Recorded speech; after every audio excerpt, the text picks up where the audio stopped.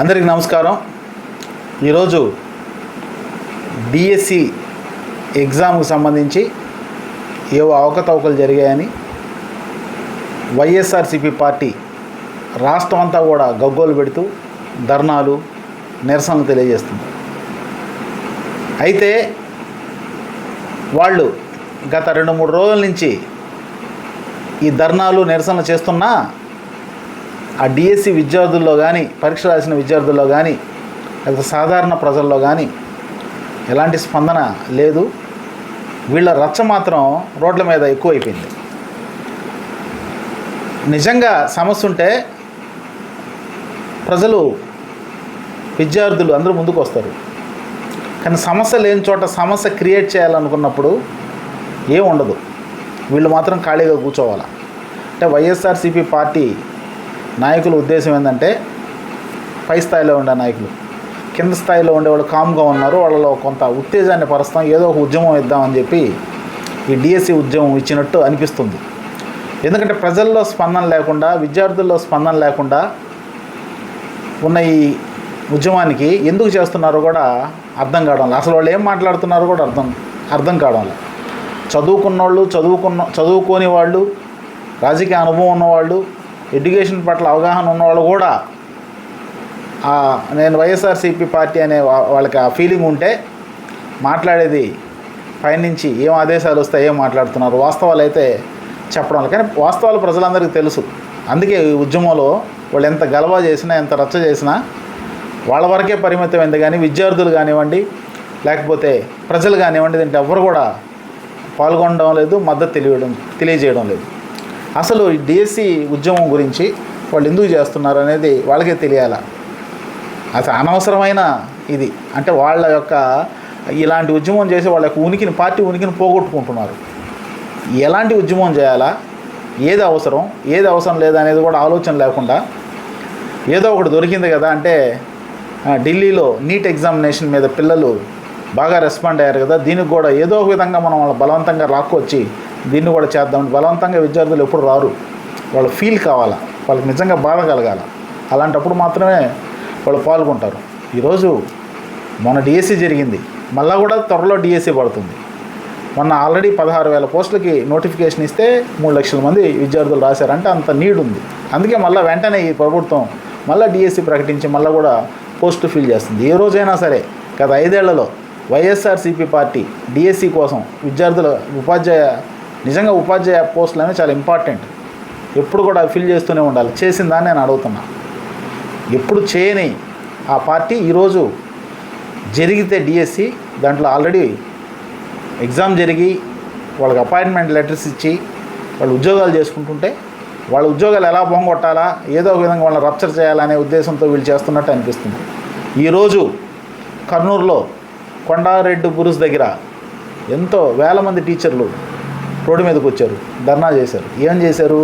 YSRCP party ఎందుకు ఈ విధంగా చేస్తుంది, మేము హ్యాపీగా ఉన్నాము, మేము ఉద్యోగాలు పొందాము అని చెప్పేసి మా నోటికాడ కూడుని కొట్టి ఏదో ఒక విధంగా మా ఉద్యోగాలు తీయాలని ఈ వైఎస్ఆర్సీపీ పార్టీ చూస్తుందని వాళ్ళు మాట్లాడడం కూడా మనం వినడం జరిగింది.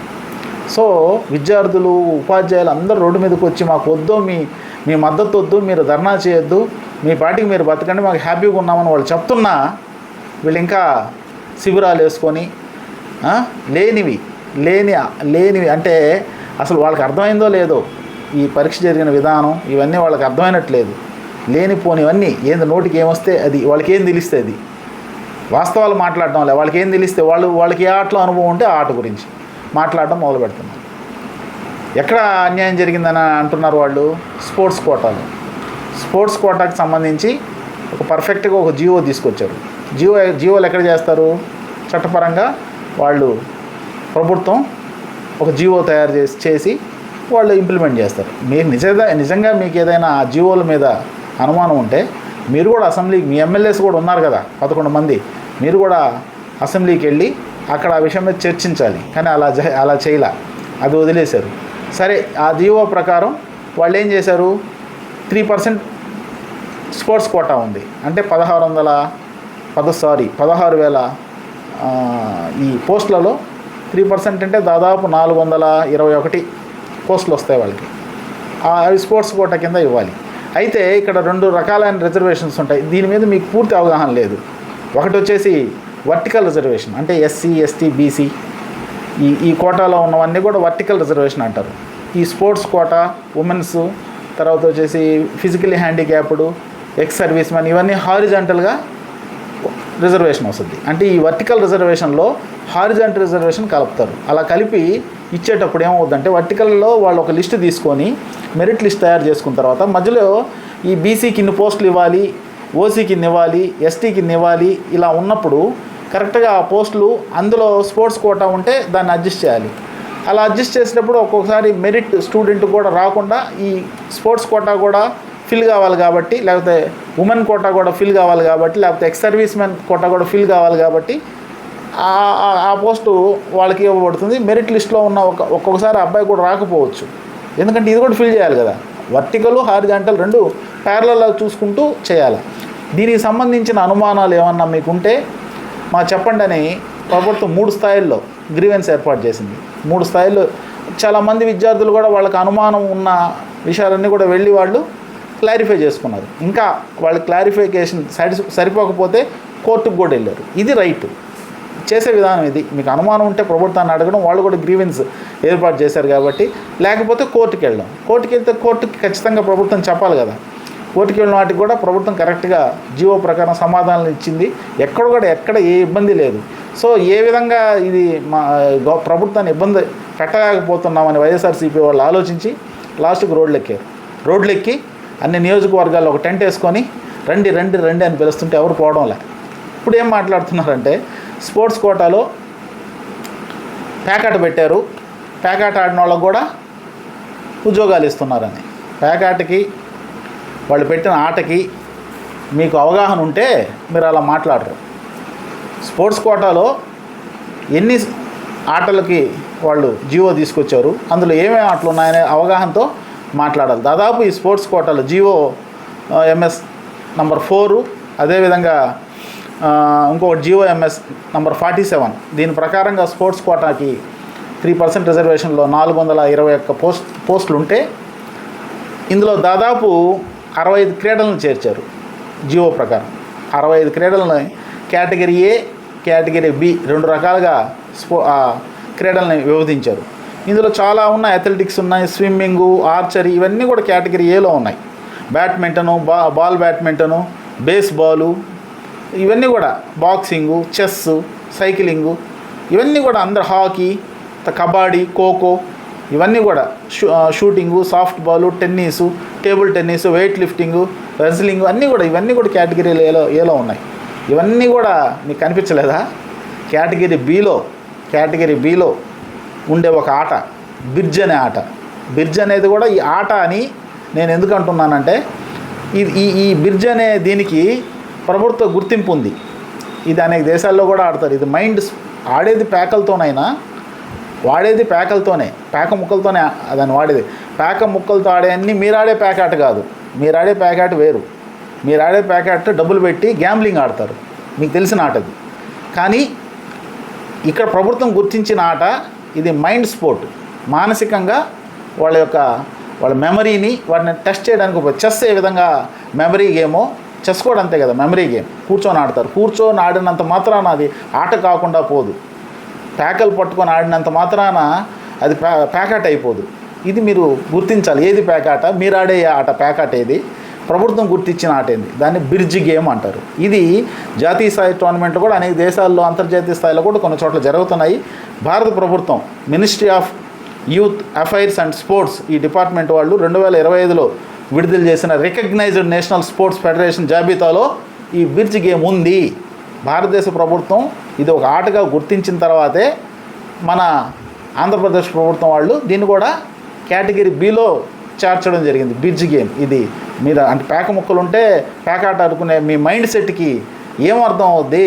అవి మీరు ఎవరిని అడగరు, మీరు తెలుసుకోరు, మీకు తెలిసింది మాట్లాడతారు. ఇంకొక విషయం మీకు తెలుసో లేదో, ఇంటర్మీడియట్ 10th క్లాసు మ్యాథ్స్ చెప్పేటప్పుడు కూడా ప్రాబబిలిటీ అనే ఒక చాప్టర్ ఉంటుంది. ప్రాబబిలిటీలో కూడా సంభావ్యత దాన్ని చెప్పేటప్పుడు పేక ముక్కల గురించి కూడా చెప్పడం జరుగుద్ది. అంటే దాని యొక్క ఇది చెప్పేటప్పుడు సంభావ్యత చెప్పేటప్పుడు ఈ పేక ముక్కలను వాడి కూడా చెప్తాం. అంటే స్కూల్లో పేకాట నేర్పించినట్టేనా మీరాడే పేకాట పట్టుకుంటే పేకలు పట్టుకుంటే పేకాట అనుకునే మీలాంటి వాళ్ళతో ఏం మాట్లాడతాం, ఎవరైనా ఏం మాట్లాడతారు. అందుకే మీ పాటికి మిమ్మల్ని ప్రజలు కూడా వదిలేశారు, మీరు ఏమైనా చేసుకొని చావండి అని చెప్పేసి. సో మామూలుగా పేకాటకి బ్రిడ్జ్ గేమ్కి తేడా తెలుసుకోవాలి. బ్రిడ్జ్ గేమ్ అనేది it is a mind sport, చాలా మీ మెమరీకి ఒక పరీక్షలాగా అనమాట. చెస్ ఏ విధంగా అయితే మనం ఆడతామో అదేవిధంగా ఈ బ్రిడ్జ్ గేమ్ కూడా ఆడతారు. దాన్ని పట్టుకొని మీరు పేకాట అని రాంగ్ మెసేజ్ సమాజంలోకి పంపిస్తున్నారు. అది పేకాట కాదు, మీరు ఆడే గ్యాంబ్లింగ్ పేకాట అది వేరు, ఇది బ్రిడ్జ్ గేమ్ అంటారు దీన్ని. పేకలు పట్టుకున్నంత మాత్రం పేకాట కాదు. మేము కూడా పేకలు చదువు చెప్పేటప్పుడు అయ్యవాళ్ళు కూడా ప్రాబబిలిటీ చెప్పేటప్పుడు పేకల గురించి చెప్తారు. పేకాట స్కూల్లో క్లాసులు ఆడేసినట్టేనా? ముందు అవగాహనతో మాట్లాడాలి. సమాజాన్ని తప్పుదోవ పట్టించాలని మీరు చేసే ప్రయత్నాలు కూడా ఎక్కడ సఫలం కావు, అన్నీ విఫలం అవుతాయి. ఎవరు యాక్సెప్ట్ చేయడం లేదు. చూడండి, వేల మంది ఉపాధ్యాయులు కర్నూలులో రోడ్డు మీదకి వచ్చేసారు. ఎందుకు? మా నోటికాడు కూడు కొడతారు, మేము ఉద్యోగాలు ప్రశాంతంగా చేసుకుంటున్నాం, దాదాపు 1 year అయిపోయింది మాకు ఉద్యోగాలు వచ్చి, ఇప్పుడు ఎందుకు వచ్చింది మీకు ఈ బాధ, మీకు రాజకీయంగా ఏమన్నా కావాలంటే చేసుకోండి అని చెప్పి మాట్లాడుతున్నారు. లాస్ట్కి మీరు ఏ విద్యార్థుల కోసం అయితే మేము చేస్తున్నాం అన్నారో అదే విద్యార్థులు ఇప్పుడు రివర్స్ అయిపోయారన్న విషయం కూడా మీరు గమనించాలి. సో చేస్తున్న ఉద్యమంలో నిజాయితీ ఉండాలి. అలా ఉన్నప్పుడు మాత్రమే ఏదైనా కూడా ఉంటుంది. తర్వాత మీరు అన్నారు కదా పేకాటకు ఉద్యోగాలు ఇచ్చారని. బ్రిడ్జ్ గేమ్కి ఉద్యోగాలు ఇవ్వలేదు, ఎందుకంటే దాంట్లో ఎవరు క్వాలిఫై కాల. ఆ స్థాయిలో ఆడిన వాళ్ళ సర్టిఫికేట్ అంటే పట్టుకొని పోతే ఉద్యోగం ఇవ్వరు. కొన్ని నామ్స్ ఉంటాయి, నామ్స్ ప్రకారమే స్పోర్ట్స్ కోటాలో ఇస్తారు. అవన్నీ వెరిఫై చేసి చెక్ చేసే ఇచ్చారు. మీకు ఏదైనా అనుమానం ఉంటే ఆ సర్టిఫికేట్ తీసుకుని కోర్టుకు వెళ్ళండి ఇవ్వలేదని. లేదా ఆల్రెడీ గ్రీవెన్స్ పెట్టున్నారు గవర్నమెంట్ ఈ రోజు కూడా, వాటిలో పోయి మీరు క్లారిఫికేషన్ తీసుకోండి ఏ స్పోర్ట్కి ఏ సర్టిఫికేట్స్ ఉంటే ఇచ్చారని. లేనిపోని అపోహలు మీరు సృష్టించి ప్రజల్ని అందరినీ సమాజాన్ని కన్ఫ్యూజన్లో పెట్టొద్దని చెప్పి ఈ సందర్భంగా మిమ్మల్ని అందరినీ కూడా కోరుతున్నాను. మీకు నిజంగా దేశంలో చాలా సమస్యలు ఉన్నాయి, సమస్యల గురించి మీరు వెళ్ళండి, చేయండి. ప్రతిపక్షం చేయాల్సిన పనులు ప్రతిపక్షం ఖచ్చితంగా చేయాల్సిన పనులు వదిలేసి ఏదో మనసులో దురుద్దేశం పెట్టుకొని ఏదో చేస్తే ఇలా రివర్స్ అవుతాయన్న విషయం వైఎస్ఆర్సీపీ పార్టీ గుర్తుపెట్టుకోవాలని చెప్పి సందర్భంగా తెలియజేస్తున్నాను.